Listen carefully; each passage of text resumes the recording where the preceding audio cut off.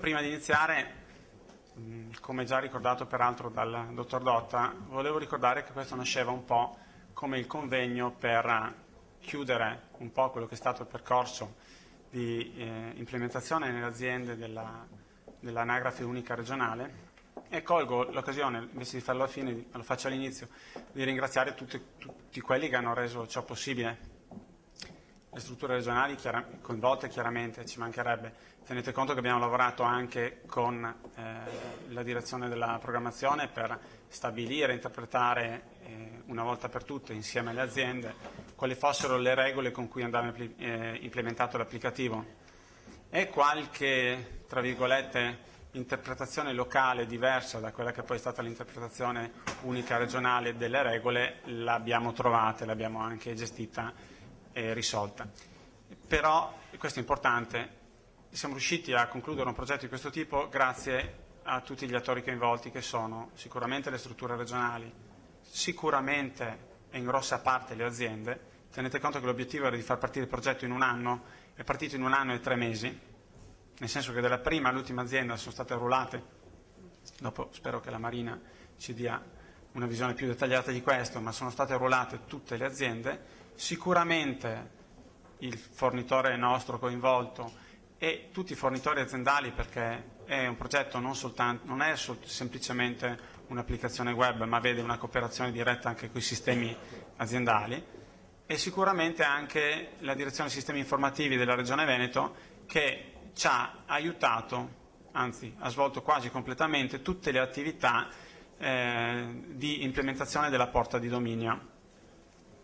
Può sembrare banale, in realtà quella tecnologia non era così nota e ben diciamo così, gestita dalla nostra struttura, e ci siamo affidati a loro, è diciamo un elemento fondamentale per l'infrastruttura di sicurezza. Ci siamo affidati a loro per la gestione, e direi che ci hanno veramente supportato in un buonissimo modo.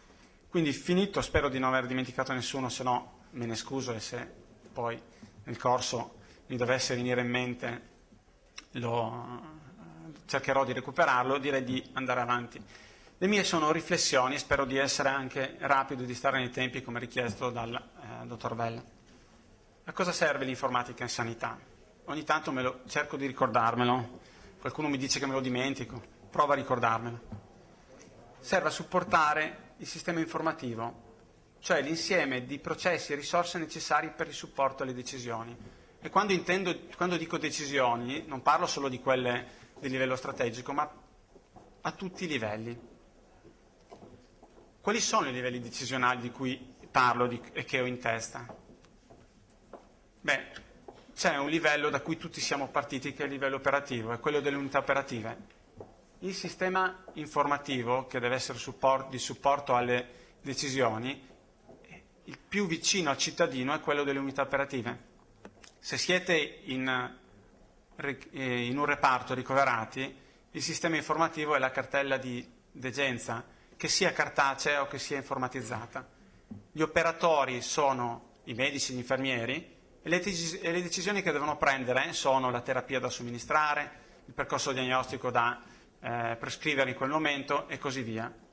Questo è un livello che prende molte decisioni, molte di più di quelle che prendiamo noi come livello strategico tutti i giorni, e sono le decisioni con cui si salva la vita e si curano bene i nostri pazienti. Non ce lo dobbiamo dimenticare, perché l'informatica nasce principalmente, o dovrebbe nascere principalmente, come supporto ai processi operativi.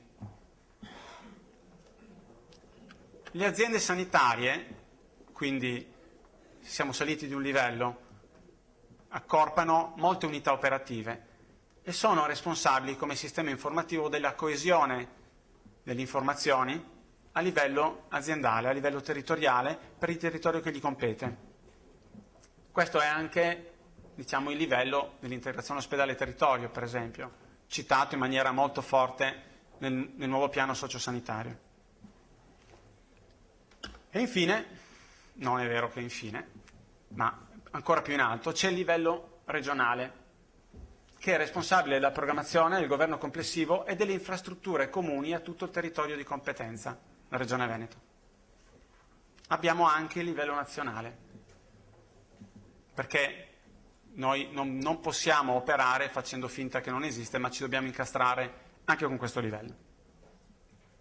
L'informatica può e deve aiutare i processi decisionali a tutti i livelli, a livello operativo e ritorno, a livello operativo a livello dei medici, degli infermieri e dei nostri professionisti, che tutti i giorni prendono decisioni sui pazienti. A livello locale, cioè a livello di collante tra le diverse unità operative e diversi percorsi in cui il paziente diciamo, necessariamente finisce per potersi curare. Quindi, sostanzialmente, questo è il livello dell'integrazione tra ospedale e territorio, per generalizzare. Intendiamo in realtà l'integrazione fra tutte le 3 macro aree dei livelli essenziali di assistenza, quindi la distrettuale, l'ospedaliera e la prevenzione, ed in questo livello che sono stati assegnati e che sono stati implementati gli obiettivi dei direttori generali, quelli citati negli interventi precedenti al mio dai miei colleghi. Esiste poi il livello regionale, rappresenta l'infrastruttura di integrazione e cooperazione tra tutte le aziende sanitarie della Regione, e non mi riferisco solo ai flussi, che sono una gran parte delle informazioni che abbiamo a livello regionale, ma mi riferisco al fatto che oggi le nostre strutture non fanno rete, però abbiamo posto le basi perché lo possono fare e domani dovranno fare rete. A questo livello si colloca quindi il fascicolo sanitario elettronico. Questo vorrei dirlo per estrema chiarezza. I dossier aziendali, i fascicoli sociosanitari aziendali sono una cosa bellissima che le aziende hanno costruito, molte aziende hanno già degli strumenti di questo tipo, ma sono limitati ai confini di un'azienda. A dover di cronaca esistono 2 processi in corso di attivazione di fascicoli, tra virgolette, di area un po' più vasta, quello di Verona che lavora sull'emergenza-urgenza e quello di Padova, ma non esiste ancora un progetto consolidato di cooperazione tra aziende diverse. Tra aziende diverse intendo tra aziende con sistemi informativi diversi. Non esiste. Seppur abbiamo innalzato di molto il livello di informatizzazione che 2 anni fa non era così omogeneo nelle aziende. Esiste poi il livello nazionale, solo per citare alcune cose già dette comunque in precedenza, i flussi NSIS, che sono quella cosa per cui vi chiediamo periodicamente SDO, SPS, articolo 50 e via dicendo. La ricetta elettronica è un adempimento che ci deriva dal livello nazionale e che cerchiamo di fare in modo che non sia solo un adempimento. Gli adempimenti LEA, 59 per l'esattezza, circa 60 mi pareva, così se ne ho dimenticato, se non li ho contati bene, e la cooperazione tra regioni, vedi i tavoli della sanità elettronica e via dicendo. Questo è il livello nazionale. Una parentesi sul livello nazionale, perché di assoluta attualità e anche imminente. C'è stato il primo incontro con il MEF, qualche settimana fa, per definire i tempi della fase 2 del progetto di ricetta elettronica. La fase 1 prevede l'invio delle ricette, ed è quella in cui, la fase 1 è quella in cui siamo, diciamo entro le 24 ore dal momento della prescrizione. Noi siamo, come ha mostrato prima il collega, circa al 65% complessivamente, ma l'adempienza richiede un livello di percentuale più alto, ma soprattutto A, da parte dell'azienda di aver messo in condizione il medico di medicina generale di collegarsi, e B, da parte del medico di collegarsi. La fase 2, per cui stiamo soltanto ancora interloquendo e negoziando con il Ministero, prevede, durante lo svolgimento del processo, che tutti i cambi di stato della ricetta vengano comunicate in real time a diversi livelli, fino al livello nazionale. Sulla fase 1, il 31 ottobre ci sarà una verifica da parte del MEF dello stato di attuazione del progetto di ricetta elettronica, esattamente come mi ha fatto vedere il collega Bortolan nella sua slide prima. Volevo sottolineare che è fondamentale riuscire a dimostrare che la Regione Veneto riesce a stare dietro a questo progetto fortemente innovativo e che ha un impatto, che potrà avere un impatto, se portato a compimento, sulla gestione dei processi nel futuro della nostra Regione. Chiusa parentesi. Obiettivi dell'architettura. Noi stiamo parlando di fascicolo sanitario elettronico. Io sto guardando avanti nel mio intervento. Do l'anagrafe per consolidata, seppure necessita di ulteriori sviluppi che sono legati all'architettura complessiva. Integrazione tra le diverse aziende, e su questo voglio focalizzare. Nessuno mette in discussione quello che è stato fatto finora nelle aziende, ma dobbiamo cercare di cooperare tra aziende diverse, perché ad oggi non esistono esperienze consolidate in questo senso. Quindi cooperazione tra aziende per garantire la continuità di cura oltre i confini aziendali. Gestire informazioni strutturate. La maggior parte dei nostri referti oggi non sono strutturati. O se sono strutturati e comprensibili nell'azienda in cui essi sono nati, ma non fuori da quell'azienda. La gestione di informazioni strutturate apre la possibilità, magari non da subito, ma non sarebbe male arrivarci, di utilizzare sistemi proattivi o sistemi esperti e di migliorare la gestione del rischio. Orchestrare processi di collaborazione e integrazione che coinvolgono più aziende, quindi una gestione dei processi clinici in cui il processo attraversa più aziende. Abbiamo qualche esempio, un progetto nell'ambito dello screening mammografico di gestione del doppio cieco, che stiamo portando avanti e che credo che rappresenti uno dei primi esempi e, se volete, anche tavoli sperimentali dove andare a capire quali sono le difficoltà e a cercare di risolverle. Adottare policy comuni e condivise per la gestione e accesso alle informazioni nei processi sovraziendali, cioè gestione della privacy e della sicurezza, perché possiamo anche chiudere gli occhi, ma il garante ci ricorda che esiste. E perché la sicurezza delle informazioni, soprattutto quando si aprono finestre che consentono di metterle in circolo, le informazioni nate in un'azienda, di metterle in circolo anche in tutte le altre aziende, è fondamentale fare delle riflessioni su come si gestisce la sicurezza di questi processi. La porta di dominio che diceva prima è uno dei primi elementi per porre delle basi per una gestione sicura a scavalco di aziende diverse. L'implementazione di tutto ciò ha un impatto e quindi non vi sto dicendo che non ci costerà nulla. Sul livello locale, quindi a livello delle aziende, rivisitazione e aggiustamento di quanto le aziende hanno già fatto, quindi valorizzazione di quello che le aziende hanno già fatto, ma implementazione anche dei servizi di cooperazione necessari all'apertura verso le altre aziende. Sui fornitori interessati, dove diventa perciò necessario, e questo lo dice anche la delibera del fascicolo, certificare le soluzioni dei fornitori, perché ahimè dagli sbagli si impara, in qualche progetto in precedenza non l'abbiamo fatto e qualche sorpresa l'abbiamo avuta. E sul livello regionale, che deve mettere a disposizione l'infrastruttura trasversale. L'architettura è questa, non voglio commentarla troppo e non voglio togliere spazio ai prossimi interventi. C'è un livello regionale, c'è un livello aziendale. L'anagrafe l'abbiamo fatta, mancano alcuni pezzi importanti qui anche schematizzati alla grande.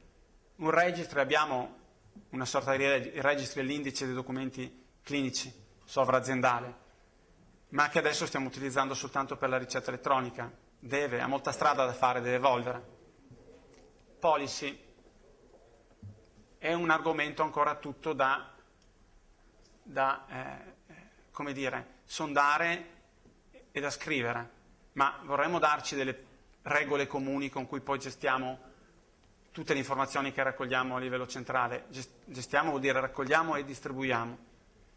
E soprattutto la cosa più, se volete, interessante, cioè la gestione dei processi, dei workflow, anche a scavalco di diverse aziende. Chiaramente dobbiamo farlo nel rispetto della sicurezza, della privacy, dando affidabilità al sistema, e sotto abbiamo le aziende che hanno un'anagrafe, che hanno l'onere e l'onore di registrare i documenti clinici in esse prodotte, con una serie di software dipartimentali, laboratorio, i medici di medicina generale, l'IS 2 volte è un errore, c'era il RIS, ma fa niente, e tutti gli altri dipartimentali.